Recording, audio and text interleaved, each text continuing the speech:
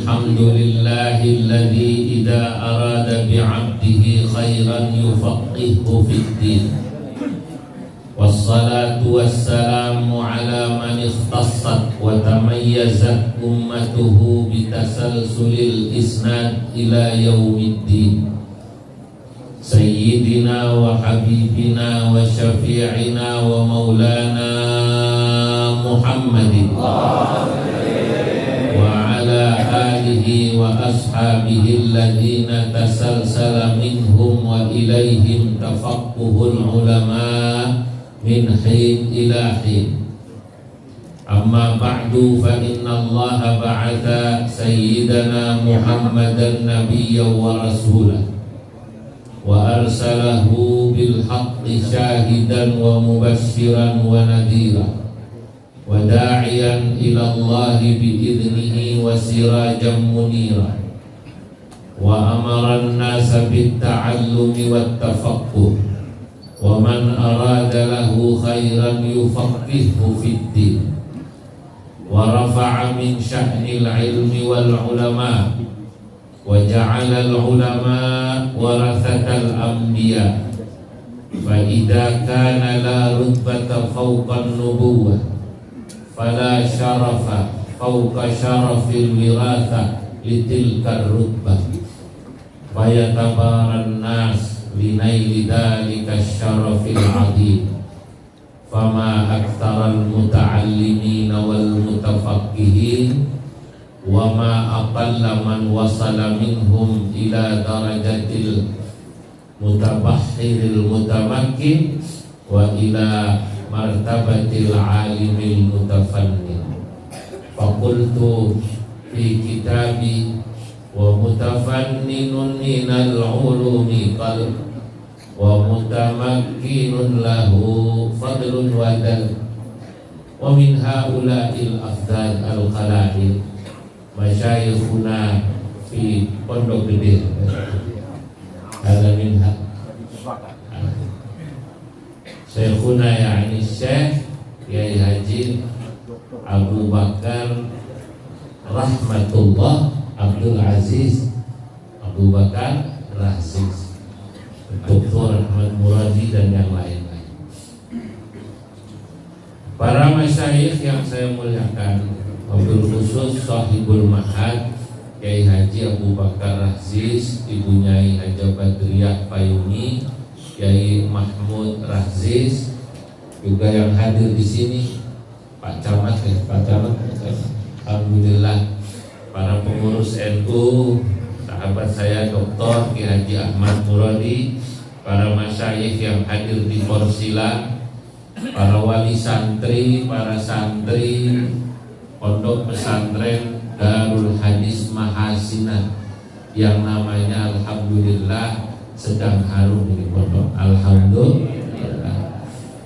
Saya kemari tahun 90 sekian, ya, 98, 99. Waktu itu masih kebun di sini. Masih apa namanya? Kebun. Lama nggak kemari, 23 tahun.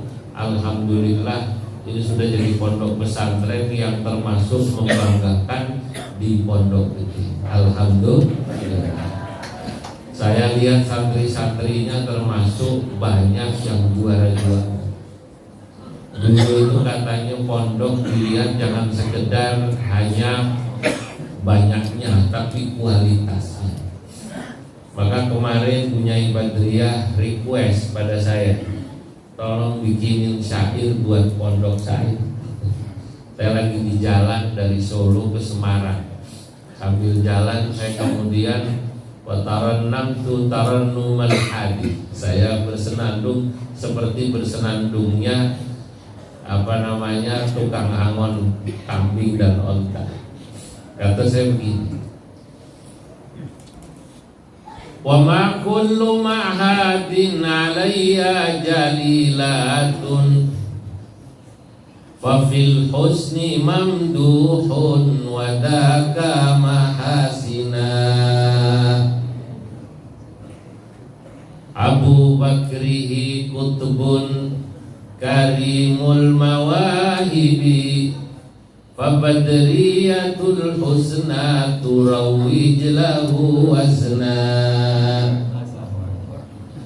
Faya Rabbi alhimni binadmil jawahiri yughanni bihi jullun fama a'zama husna. Wa ma kullu ma'hadin, tidaklah setiap pesantren alayya bagi saya jalilatun itu terlihat hebat. Fa fil husni mamduhun, tapi ada satu pesantren yang keindahannya, kualitas pesantrennya mamduhun terpuji. Wadaka mahasina, yaitu adalah pesantren mahasina. Abu Bakrihi Qutbun, Kiai Abu Bakarnya lah yang jadi poros Qutbun. Karimul mawahibi, banyak pemberian ilmunya pada santri. Beliau istiqomah.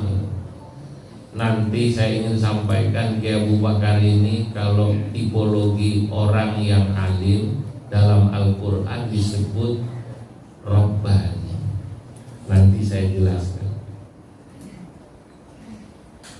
Fabadriyatul husna, sementara Bunyai Badriyahnya Al-Husna, yang luar biasa indahnya ilmu beliau, ya, turawij lahu wazna, membuat pesantren ini bertambah nilainya. Faya Rabbi, maka ya Allah alhimni, beri saya inspirasi, binadmil jawahiri, untuk merangkai kata-kata indah dalam syair laksana mutiara. Yughanni bihi jullun, yang nanti syair ini bisa dinyanyikan, dilakukan oleh santri-santrinya. Fama a'zama husna, maka alangkah indahnya pondok pesantren Mahasina ini. Beri tepuk tangan buat Bunyai Badriyah. Kalau gak diminta gak keluar. Saudara-saudara hadirin yang dimuliakan Allah, hari ini saya alhamdulillah dapat hadir dalam acara haul ayahanda dari Kiai Haji Abu Bakar, ayahanda dari ibunya Ibu Badriyah, termasuk kakek beliau. Ayah daripada Kiai Haji Abu Bakar dan Kiai Mahmud bernama Kiai Haji Rahmatullah, betul. Dan kakek beliau bernama Kiai Haji Abdul Aziz. Kalau ayahanda daripada ibunya Ibu Badriyah itu masih pernah kakek istri saya dan guru saya, namanya Kiai Haji Fayumi Munji. Dulu saya ngaji kitab Mahali sama Kiai Fayumi. Kalau pulang sekolah siang saya ngaji kitab Mahali. Tapi saya kalau ngaji paling dapat 2 baris, habis itu tidur karena sudah lelah. Tapi paling tidak saya dapat berkahnya ngaji sama Kiai Alim yang menurut saya luar biasa. Karena Kiai Fayumi itu baca kitab Mahali itu nggak ada muskilnya. Karena Kiai Fayumi ini ayah Bunyai Badriyah, termasuk gurunya Kiai Sahal Mahfud. Mungkin Sahal Mahfud alimnya kayak begitu, gimana gurunya ya. Nah, hari ini saya alhamdulillah bisa hadir tadi subuh di Pulau Mas. Lalu Bunyai Badriyah hubungi saya, mohon biar sebentar hadir di sini sebelum nanti saya melanjutkan di Kiai Santri. Saudara-saudara, Bapak Ibu, kita ini bersyukur. Indonesia ini bersyukur, orang Jakarta, orang Bekasi bersyukur karena Indonesia ini dianugerahi oleh Allah Subhanahu wa taala orang-orang berilmu dengan segala tipologinya. Karena orang berilmu itu dalam Al-Qur'an itu memang disebut dengan 3 sebutan. Yang pertama, Allah Subhanahu wa ta'ala itu menyebut orang berilmu dengan sebutan Rabbani. Rabbani, Ribbiyun, Rabbaniyun, itu sama, satu akar kata. Tapi ketika Allah Subhanahu wa ta'ala menyebut orang alim dengan sebutan Rabbani, maka maknanya orang alim yang disebut dengan Rabbani adalah orang alim yang istiqomah mau ngajar ngaji dan belajar. Walakin kunu rabbaniyina bima kuntum tu'allimuna al-kitab bima kuntum tu'allimuna al-kitab wa bima kuntum tadrusun. Walakin kunu rabbaniyin, jadilah Anda sebagai Rabbani. Anda jadi Rabbani kata Allah, bima kuntum, baknya bak sababiyah, manya mamasdariyah. Bima kuntum tu'allimunal kitab, selama atau sebab kalian masih mau ngajar kitab. Wa bima kuntum tadrusun, dan selama kalian mau mendaras kitab. Orang kalau mau belajar dan ngajar kitab selama istiqomah, maka oleh Allah disebut Rabbani. Tadi saya di belakang sebentar sambil ngobrol dengan Kiai Mahmud. Ini katanya Forsila, forum orang-orang pada sila. Hah? Betul. Forsila, forum orang-orang pada sila. Forum silatul rahim ulama dan masyarakat di Pondok Gede. Ngajinya sambil apa namanya? Sabtu hari apa ini? Ahad, rutin. Kiai Abu Bakar baca tafsir Munir. Maka tadi beliau baca tafsir Munir. Biasanya lama, karena ini ada undangan saya hadir, maka beliau sebentar. Ini luar biasa. Zaman sekarang orang masih mau rutin baca kitab, jarang. Para Rabbani, pengasuh pesantren, kiai-kiai yang ngajar di masjid, di madrasah baca kitab, itu Rabbani. Memang Rabbani ini tidak begitu terkenal seperti para penceramah-penceramah di YouTube. Nah, sekarang kan banyak orang yang terkenal di YouTube, betul ya? Yang kadang-kadang dianggap ini orang alim, suka ditanya, padahal mohon maaf kalau jawab hukum suka sembrono. Ma'aksaral haurata min alimil yutubi fa'afta bil mashhadi bila raj'il kutubi. Ya hasratan lil Google akhidus sababi wa inna ma'al ilmu bil isnadi wa talabi. Ya rubba talibi ilmin zahiril jalabi fa'awilan bisyuyukhi kamilid darabi. Ma'aksaral haurah, alangkah bahayanya, kata Kiai Muradi, min alimil yutubi, sesuatu yang ditimbulkan oleh orang yang terkenal alim dari YouTube. Terkenal alim dari mana? Orang tahunya alim karena di YouTube viewernya banyak. Padahal fa'afta bil mashhadi bila raja'il kutubi, kalau bicara spontan, nggak pakai referensi kita. Lain dengan ulama Rabbani. Ulama Rabbani yang alim-alim itu kalau ditanya malah takut. Imam Malik bin Anas ditanya kepada beliau hampir 50 pertanyaan, hanya jawab beberapa pertanyaan, 4 atau 6. Wa qala fil baqi la adri. Sisanya bilang saya nggak tahu jawabannya. Imam Syafi'i, imam kita Imam Syafi'i Pernah ditanya satu masalah, beliau diam. Beliau katakan, nanti saya akan berpikir apakah lebih baik saya jawab apa tidak. Imam Malik pernah ditanya satu masalah yang kelihatannya gampang, tapi beliau tidak jawab. Ketika yang bertanya berkata, wahai Imam Malik, bukankah ini pertanyaan gampang, kenapa tidak dijawab? Imam Malik bilang, kau tidak tahu, ini kelihatannya menurutmu mungkin gampang, bagiku ini beresiko berat. Apakah ketika aku menjawab membuatku masuk surga atau neraka? Insya Allah. Orang-orang zaman dulu gitu.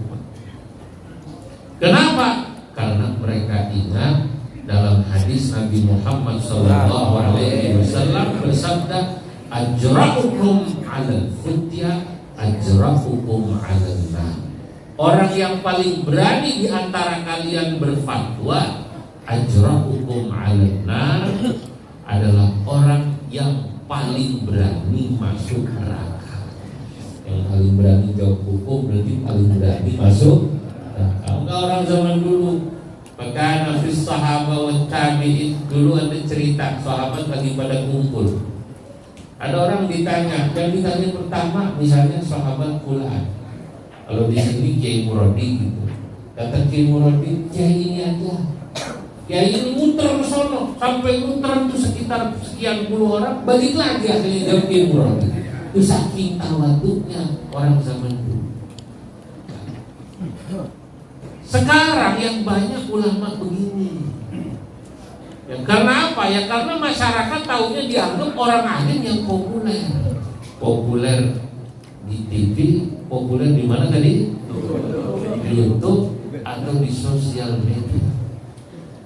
Padahal tadi kata yang bikin saya, siapa yang bikin saya? Ya hasratan lil Google li akhidus sabab. Padahal bahaya kalau orang menjadikan Mbah Google sebagai sandaran ilmu, menjadikan Mbah YouTube jadi sandaran ilmu. Boleh kita dengerin pengajian di YouTube, boleh kita googling cari informasi, tapi ini hanya buat bahan sekunder. Yang utama harus dari mana? Wa innamal ilmu bil isnadi wa talabi. Yang namanya ilmu itu harus pakai ngaji dan pakai nah pondok Masina ini sanadnya jelas. Sanadnya jelas. Tadi orang-orang tua beliau Kiai alim. Ya, saya beruntung dan merasa terhormat ngaji dari beliau yang saya sebut tadi dalam syair yang ketiga, fa'awilan bisyuyukhi kamilid darabi. Ikutilah ulama-ulama yang proses pencarian ilmunya sempurna. Nah ini ulama-ulama, namanya ulama Rabbani. Lah ulama Rabbani ini zaman sekarang sudah mulai berkurang atau sedikit Pak. Karena apa? Ya kebetulan kalau Kiai Abu Bakar ini santrinya banyak. Tapi ulama-ulama Rabbani ini bukan sekedar seperti Kiai Abu Bakar. Saya yakin di kampung-kampung tadi yang ahli sila-sila tadi, yang tergabung dalam silat di masjid musola, yang baca kitab seperti Malah Labid atau Tafsir Munir dan lain-lain. Ini sesungguhnya Rabbani yang tidak populer memang, tapi dampaknya luar biasa. Ya kayak Kiai Abu Bakar mungkin kan hanya populer di Bekasi, betul ya? Sono-sono enggak. Tapi santri-santri beliau ini luar biasa. Santrinya luar biasa. Karena Kiai Rabbani itu ibarat pedagang yang jelas lapaknya, punya toko, punya apa namanya? Toko. Tapi yang kadang-kadang masyhur keliling pidato sana sini itu ibarat pedagang ini, pedagang kaki lima. Gak punya lapak, gak punya majelis rutin, gak punya pengajian rutin yang dibaca kitabnya apa. Kadang-kadang kalau khotbah Jumat itu ya hadisnya sama ayatnya itu aja muter dipakai. Ya, sono kemari gak banyak. Oh, nggak pernah baca kitab. Nah, kalau baca kitab kayak tadi itu baru terukur. Susah Pak baca kitab. Lo baca kitab aja susah, apalagi ngarang kitab. Tadi kitab yang dibaca oleh Kiai Abu Bakar Raziz adalah salah satu magnum opusnya, kitab paling masyhurnya Syekh Nawawi Bantani. Saya menulis kitab berjudul Tuhfatul Qasi Waddani di tarjamati Syekh Nawawi Al-Bantani. Saya katakan beliau ini adalah ulama Jawa terbesar pada masanya. Mungkin sampai sekarang belum terpecahkan. Sampai sekarang mungkin belum terpecahkan Syekh Nawawi. Syekh Nawawi kata muridnya namanya Syekh Abdul Sattar Ad-Dahlawi, aslinya orang India, mazhabnya Hanafi. Ngaji mulazamah sama Syekh Nawawi di Mekah 20 tahun. Syekh Abdul Sattar Ad-Dahlawi. Beliau bilang begini, Syekhil Alimil Allamah Syekh Muhammad Nawawi Al-Jawi, sahibul mu'allafatil kathirah allati balagat nahwa mi'ah. Guru saya namanya Syekh Nawawi Al-Bantani, orang Jawa katanya gitu, adalah kiai yang punya kitab karangan 100. Saya mulazamah dengan beliau, kata Syekh Abdul Sattar, ngaji sama Syekh Nawawi 20 tahun. Fi safariha wa fi hadari, baik pada saat Syekh Nawawi lagi di rumah maupun lagi pergi kemana saya ikut 20 tahun. Syekh Khalil Bangkalan ngaji sama Syekh Nawawi juga sama di Mekah 20 tahun. Makanya orang zaman dulu alim-alim, ngajinya di Mekah 20 tahun, belum di Betawinya belum. Anak zaman sekarang umur 20 tahun bukan ngaji, kawin. Nah, makanya beda, alim-alim. Lah Syekh Nawawi ngaji, jangan ditanya. Beliau ngaji di Mekah, ngajinya saja 30 tahun di Mekah. Makanya kitabnya banyak. Saya bilang, wa min kibari ulama'il jawi at-tanariyul asli thumma sawi al-Bantani thumma al-Andunisi Syekh al-Hijazi samahul unasi fahadihi dirasatun syakhsiyah lin-Nawawi sahibil karamah hayatuhu wa asruhu wa fikhuhu wa qutbuhu allati hawat afkarahu wa khairu qutbihi marahlabidi, yang tadi dibaca, likashfi ma'na Qur'anim majidi wa syarrahat taqriba bitawshihi fahabbada man ja'a bitawdihi wa 'allama tariqatas sadida syarhan ala bidayatil hidayah. Itu Syekh Nawawi. Nah, beliau bisa begini itu karena jadi ulama rabbani, istiqomah Pak. Istiqomah ngajar, istiqomah belajar, maka hasilnya kelihatan. Saya percaya selama Indonesia, selama Bekasi, selama Jakarta masih banyak ulama-ulama rabbani, insya Allah Indonesia tidak akan kehabisan stok ulama. Masih banyak. Cuman sekarang memang sudah mulai berkurang. Habis sih belum, tapi berkurang. Orang Betawi zaman dulu, kita banyak orang Betawi, memang nggak pesantren. Tapi orang Betawi zaman dulu rajin datang ke Kiai Rabbani.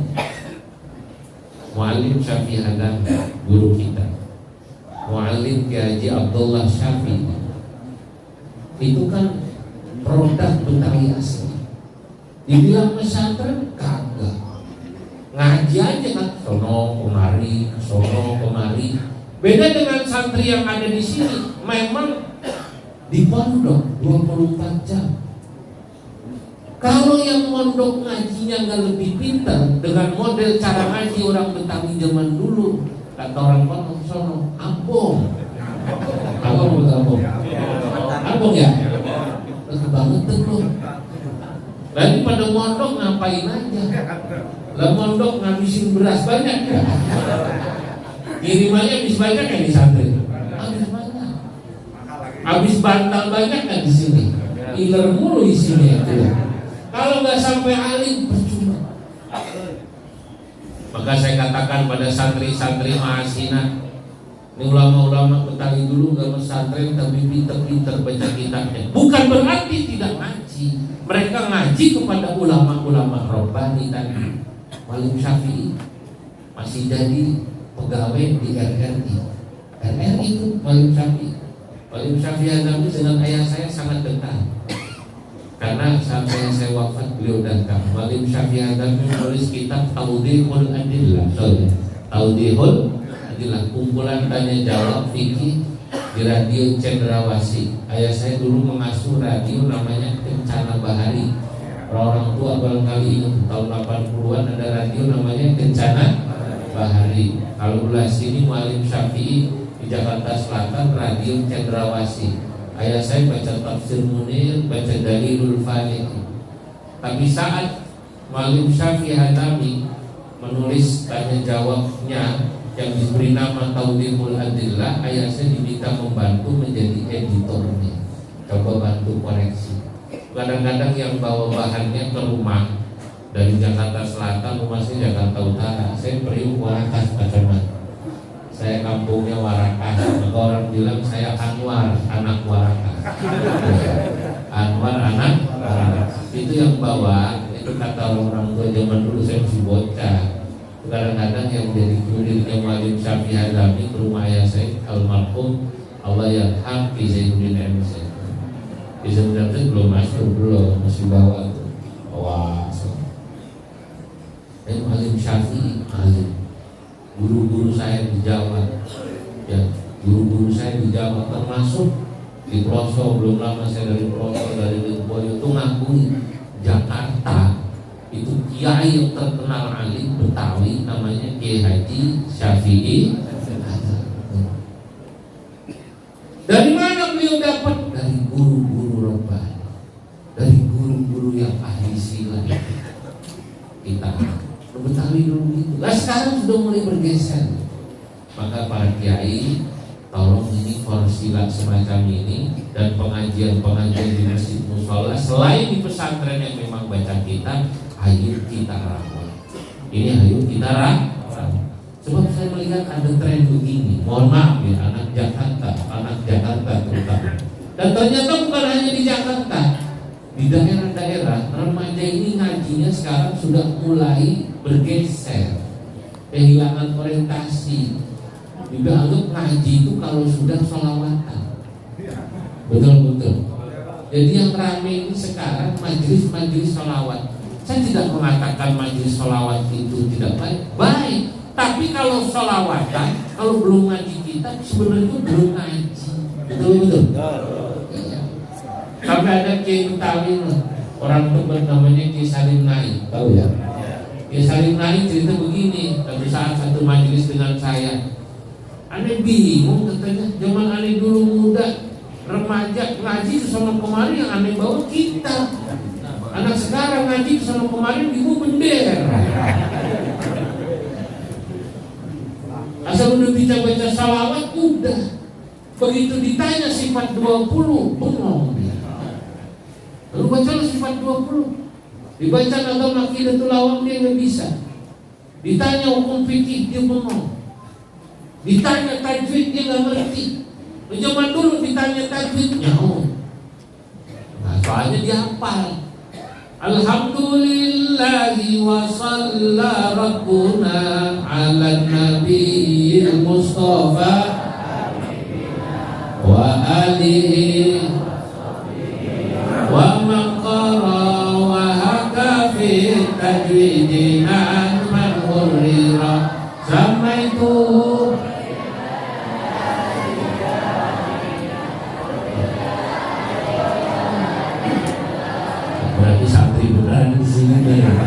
lagi dicek doang.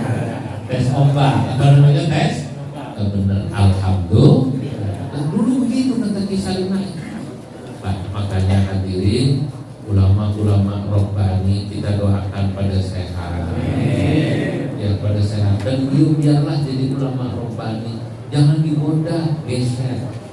Ada orang udah istiqomah ngajar ngaji kitab jadi ulama robbani di musola, di pesantren, di masjid. Digoda suruh mimpin operasi. Gak cocok. Ahli fikih mimpin apa namanya? Operasi. Digoda. Mentang-mentang jamaahnya banyak, santrinya banyak, digoda. Yai masuk partai ya. Nah beda. Kalau Kiai Rabbani gerakannya gerakan ilmu, al-harakah al-ilmiyah. Kalau udah masuk politik nanti al-harakah al-pilpresiyah, al-harakah al-pilkada. Dia yang di politik. Saya tidak mengatakan politik jelek, tapi saya hanya ingin mengatakan biarlah ulama robbani menjadi ulama robbani. Ayat kedua, saudara-saudara. Tadi katanya selesai jam berapa ya ini? Yang kedua, Al-Quran itu menyebut ahli ilmu setelah dengan sebutan robbani. Al-Quran menyebut ahli ilmu dengan sebutan ulama. Kalau dengan sebutan robbani, ribiyun, robbaniyun itu 4 kali. Kalau dengan sebutan ulama 2 kali. Salah satunya diidofakan dengan kata Bani Israil. Ulama Bani Israil. Yang kedua, Allah menyebut ulama sebagai ahli ilmu dengan sebutan ulama dengan sifatnya. Dalam surah Fatir, innama yakhshallaha min ibadihi ulama. Sesungguhnya hanya orang yang memiliki sifat takut kepada Allah yang pantas disebut ulama. Atau kalau dibalik, orang berilmu yang pantas mendapatkan gelar ulama manakala pada diri yang bersangkutan sudah menempel sifat khasyatullah, rasa takut kepada Allah. Nah ini yang sudah semakin jarang. Cari orang berilmu tapi rasa takutnya mendalam, sudah jarang. Ya, sekali lagi zaman sekarang masyarakat kita menganggap orang berilmu itu yang terkenal sih. Atau kadang-kadang menganggap orang berilmu itu yang jago fikih, yang jago hadis, yang jago tafsir. Tidak. Orang itu disebut ulama, kata Imam Ghazali, itu karena memiliki khasyatullah. Coba Bapak Ibu baca kitab Ihya. Di dalam kitab Ihya, Imam Ghazali mengatakan, kalau ada hadis yang berbunyi man yuridillahu bihi khairan yufaqihu, barang siapa orang yang Allah kehendaki baik, cirinya Allah beri dia faqih dalam agama. Faqih itu paham. Lah orang paham agama itu nanti buahnya wa thamratul fikhi al-khawfu wa thamratul fikhi khasyatullah.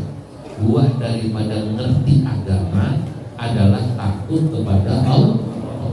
Maka jangan dulu istilah fikih kata Imam Ghazali itu dipakai buat seluruh ilmu, Pak. Baru belakangan saja orang menganggap fikih itu adalah ilmu yang membahas tentang hukum-hukum syariat dengan dalil-dalilnya yang terperinci. Kalau dulu pokoknya asal orang membahas ilmu agama yang membuat dia takut kepada Allah, disebutnya apa tadi? Fikih. Ya Allah, ini yang jenis ulama yang punya sifat takut sekarang sudah mulai juga sedikit. Kalau yang aktif di majelis ulama banyak, namanya majelis yang aktif di Nahdlatul Ulama banyak. Tapi apakah memenuhi klasifikasi sebagai ulama yang Allah sebut dengan sifat khasyah tadi? Nah, ini adalah nanti kita yang menilai. Agak susah Bapak Ibu sekarang cari yang benar-benar sesuai sifat ini. Saya kadang-kadang berpikir diri saya ini, ya Allah, sampai mana juga takut. Karena saya dibilang masih doyan duit, masih doyan. Kalau ngeliat duit, maka masih apa namanya? Itu. Ngelihat perempuan yang cakep, yang bening, masih apa namanya? Iya. Nah kalau yang sudah khasyatullah, itu udah selesai. Dengan yang kayak gini selesai. Yang dipikirin itu bagaimana nanti saya, bagaimana nanti saya. Benar kan?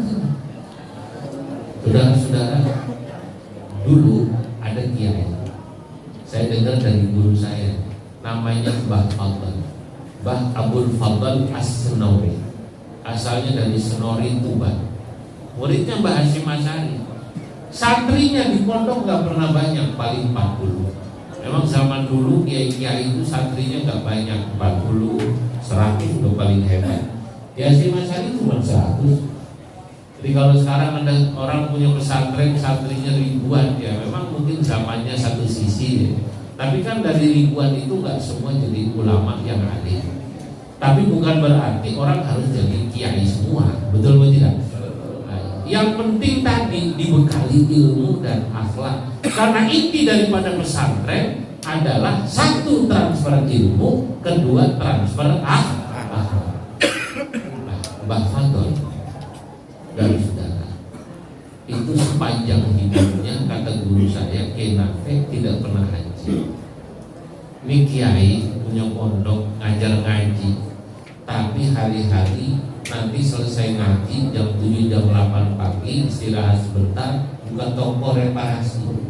Kiai besar, karang kitab banyak, kitab masyhur, dipuji di Maroko karena bahasa Arabnya baligh, sangat apa namanya? Balik indah, padahal gak pernah ke Mekah. Ya kalau orang pernah ke Mekah lama, apalagi jurusannya bahasa Arab, Dr. Muradi kata orang, dari mana? Alumni Mesir, pantas. Kalau dari Mesir gak bisa bahasa Arab malah aneh. Betul-betul. Kalau dari Arab Timur Tengah gak bisa bahasa Arab yang fusha, gak bisa baca kitab, aneh. Tapi ada Pak. Sekarang faktanya banyak orang Jakarta, orang Bekasi pada ke Mesir, pada ke Saudi, lama misalnya 6 tahun. Tapi kemudian pulang walaupun sekolah di sana nggak pinter ngaji. Kenapa? Karena emang bukan ngaji kitab di sana. Pulang mikirnya bagaimana kemudian bukan travel. Mohon maaf yang punya travel ini.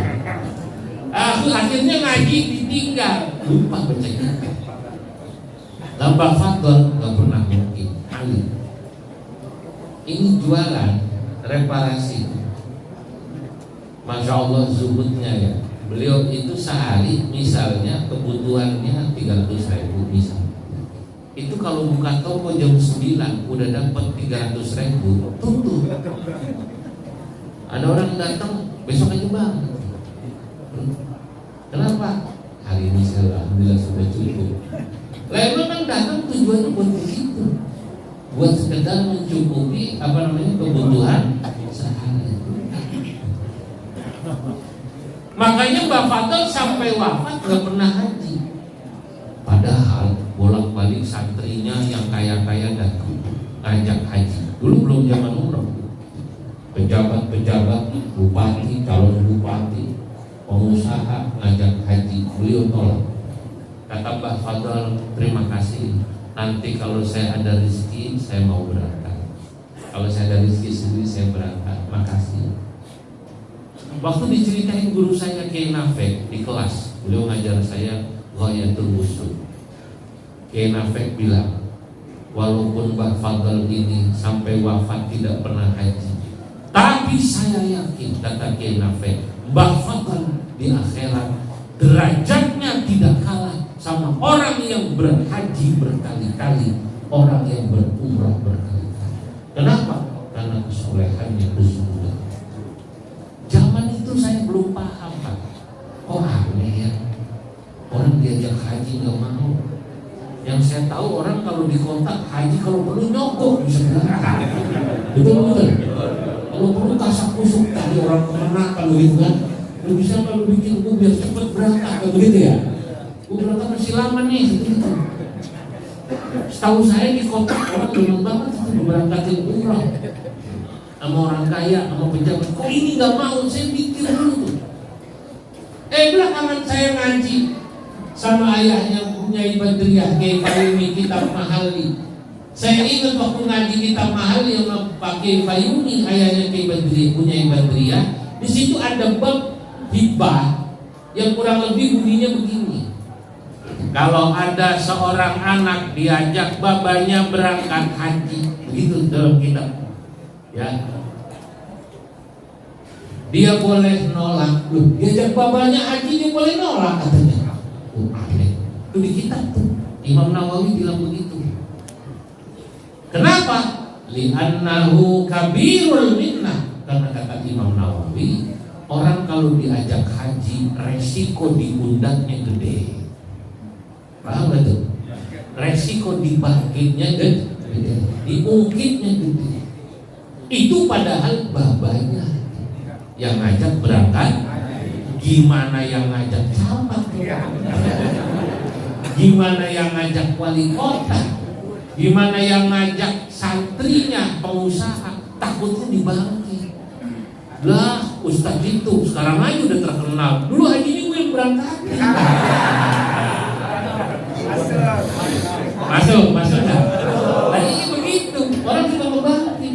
Sekarang aja udah sombong, majelisnya udah gede. Dulu dia merengek-merengek minta diberangkatin haji, gue yang berangkatin.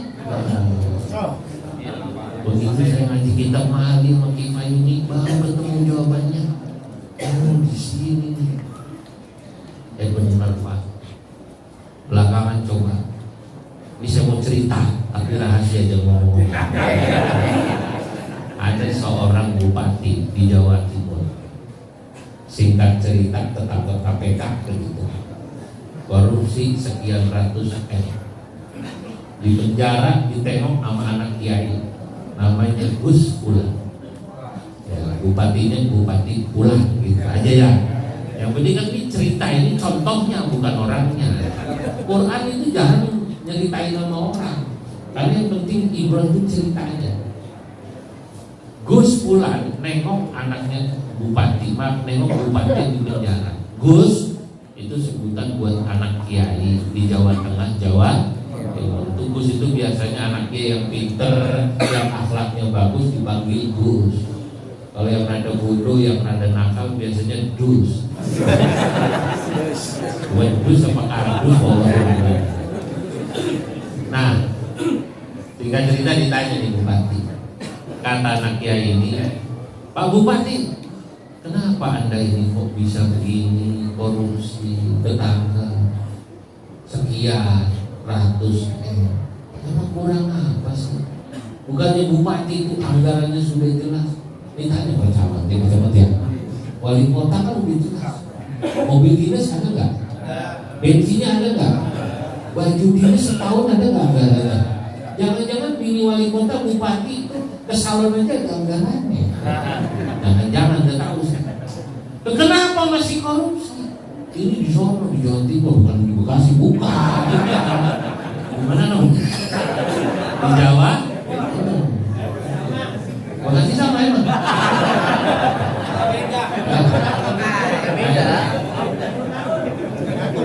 Nah, waktu ditanya sama anaknya kiai, ini bupati Jawa. Nah, tolong dengerin nih para kiai, para ustaz. Begini Gus, itu uang sebenarnya yang banyak itu saya pakai buat berangkatin haji dan umroh kiai-kiai ustaz kabupaten. rupanya jadi tim sukses. Makanya jangan bangga kalau kiai ustadz Porsila nanti diberangkatin umrah sama wali kota, jangan bangga. Betul. Karena khawatirnya tadi kabirul minnah, resiko dibangkit diungkit. Makanya jadilah seperti Mbak Fadol yang ulama, yang takut. Mendingan duit sendiri kalau bisa. Kalau nggak cukup hasil kerja, ya kalau mau umroh jual tanah, tanah warisan, nggak apa-apa ya nggak apa-apa daripada yang kayak gitu. Nah inilah namanya ulama. Dan ulama juga sudah semakin sedikit yang punya rasa takut kepada Allah. Terakhir, orang berilmu dalam Al-Quran disebut dengan ahlan dzikr. Allah menyebut ahlan dzikr ini dalam Quran 2 kali juga. Fas'alu ahlan dzikri in kuntum la ta'lamun. Bertanyalah kalian kepada ahlan dzikri, orang berilmu yang kapasitasnya sebagai tempat bertanya. Orang itu kalau ditanya itu biasanya karena bijaksana dan luas ilmunya. Dan luas ilmu sama kebijaksanaan memang berkelindan, Pak. Kata Syekh Muhammad Alawi bin Abbas Al-Maliki begitu. Ar-rajulu idza tasa'a ilmuhu ittasa'a sadruhu. Ar-rajulu, orang itu, idza tasa'a ilmuhu, kalau ilmunya luas, ittasa'a sadruhu, hatinya luas. Hati luas itu apa maknanya? Maknanya bijaksana. Maka kalau mau nanya sama yang luas ilmunya, karena pasti bijaksana dan tidak kaku. Tapi kalau yang bacaannya dikit, ilmunya dikit, biasanya sempit. Betul. Orang kalau sudah ilmunya luas, hatinya luas, bijaksana, kata Sayyid Muhammad, wa qalla inkaruhu 'alan nas, sedikit dia punya sifat ingkar kepada orang lain yang berbeda. Orang kalau bijaksana, sudut pandangnya luas. Kalau kata orang sekolahan, spektrumnya luas. Nah saya sih gak bisa sekolah, cuma suka denger aja orang sekolah suka bilang begitu. Katanya spektrumnya apa namanya? Luas. Orang kalau spektrumnya luas enak Pak, cara jawab dia lihat. Sebab dia melihat orang dari berbagai sisi. Nah, orang sampai pada maqam ahlan dzikri biasanya melewati maqam robbani. Ya robbani dulu, ngaji yang banyak, nanti sampai pada ahlan dzikri. Dan ahlan dzikri kadang-kadang tidak harus selalu dia ngajar kita. Banyak kalau saya baca dalam kitab-kitab itu orang yang kelihatannya memang tidak terkenal sebagai ahli fikih, ahli hadis, ahli tafsir. Tapi tempat bertanyanya ahli hadis, ahli fikih, ahli tafsir. Imam Hambali itu kalau bertanya sama Bisri Al-Hafi, kakak atau adiknya Imam Hambali atau Imam Ahmad bin Hambal, maaf, pendiri mazhab Hambali. Ini kadang-kadang mulut sudah terlanjur terbiasa ngomong begitu. Sebenarnya yang kasih mestinya Imam Ahmad bin Hambal. Cuma orang kamu suka gak paham Imam bin Hambal. Kalau Imam Hambali langsung paham. Nah, kalau pakai tarkib nahwu diomelin gitu. Tetapi ya udahlah, istilah itu la musyahata fil istilah. Nah, Ahmad bin Hambal atau yang terkenal pendiri mazhab Hambali itu padahal ahli hadis, ahli fikih, mujtahid. Tapi nanyanya sama Bisri Al-Hafi. Bisri Al-Hafi di kampung gak begitu terkenal kayak dia ahli, tapi tempat nanya. Imam Ahmad bin Hambal datang sama Bisri Al-Hafi. Kalau datang nanya, wa ya syekhana massalamatu fid dunya. Wahai guru, bagaimana supaya saya bisa hidup selamat di dunia, gak banyak musuh, orang banyak yang belum. Beliau jawab. Kemudian nanti dibuat syair. oleh Syekh Zainuddin Al-Malibari. Disingkat, di cerita ini dibuat syair ini. Nah, emang kadang-kadang Pak, itu kenapa pentingnya dibuat syair itu supaya gampang dihafal. Karena bikin syair itu kan enak. Syekh Zainuddin Al-Malibari menulis kitab namanya Hidayatul Adhiya ila Thoriqil Auliya. Ini kitab dulu di pondok saya satu madrasah dengan Bunyai Badriyah, namanya Matalibul Falah. Ini pelajaran wajib kelas 2 atau kelas 3 alias saya lupa. Nah, yang nulis Syekh Zainuddin Al-Malibari.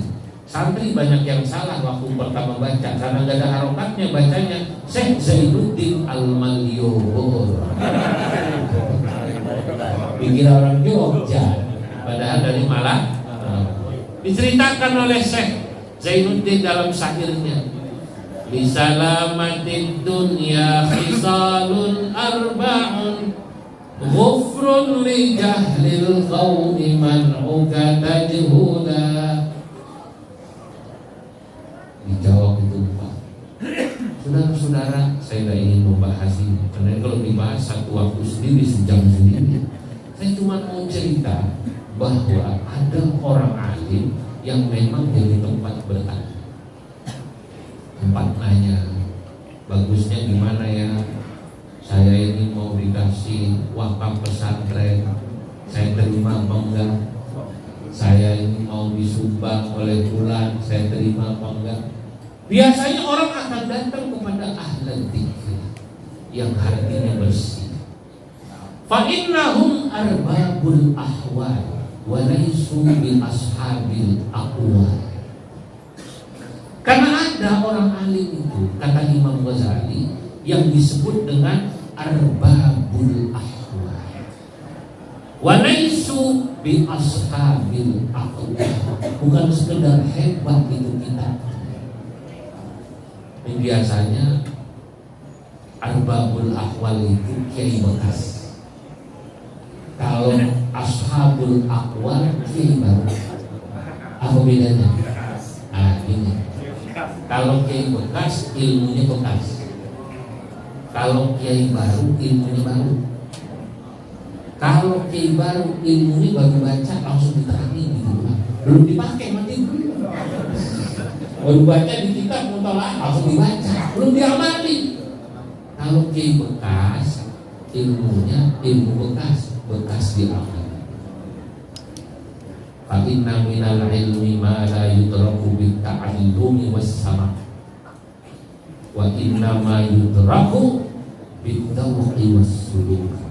Begitu kata Imam Ghazali. Karena ada ilmu yang hanya bisa didapat karena seseorang sudah melakukannya, bukan sekedar bit ta'allumi was sama, bukan karena ngajar. Lama begini susah, makanya cari.